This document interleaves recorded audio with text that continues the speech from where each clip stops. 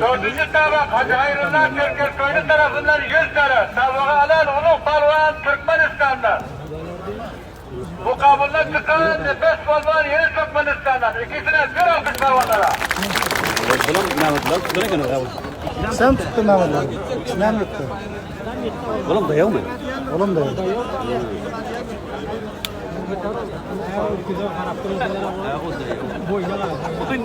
Yani yap yasa arkada oturayım kuşu ver onu. Kağıdı boyunca juvanı yankı. O meşnabını tutup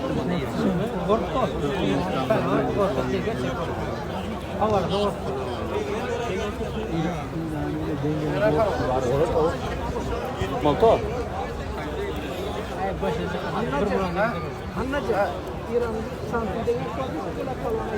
İran'ın arkada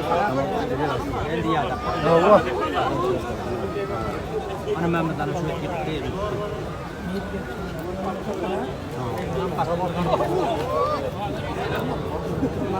Dayağı el koy var ya. El koyuyorum ben gidiyor al.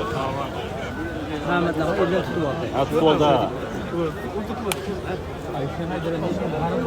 Allah gitmeyin lan. Allah. Telefonu bir kere var şu oyun.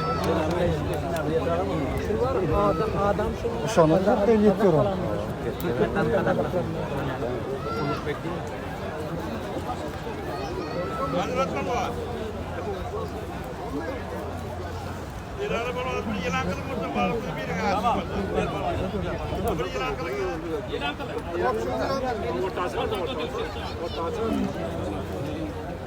Arkadaşlar, birinci tabaka rakip yoksa serpayını verecek.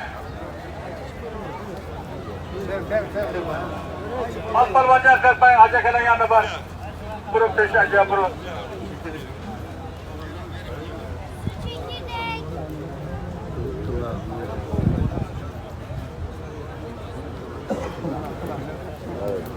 Hayla nani meteke.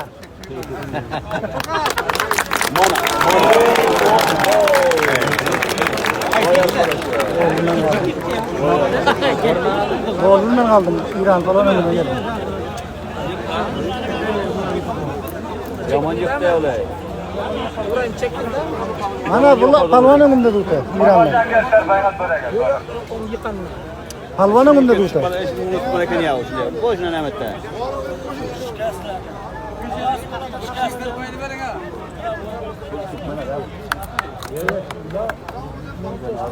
Yap yap Bana bunlara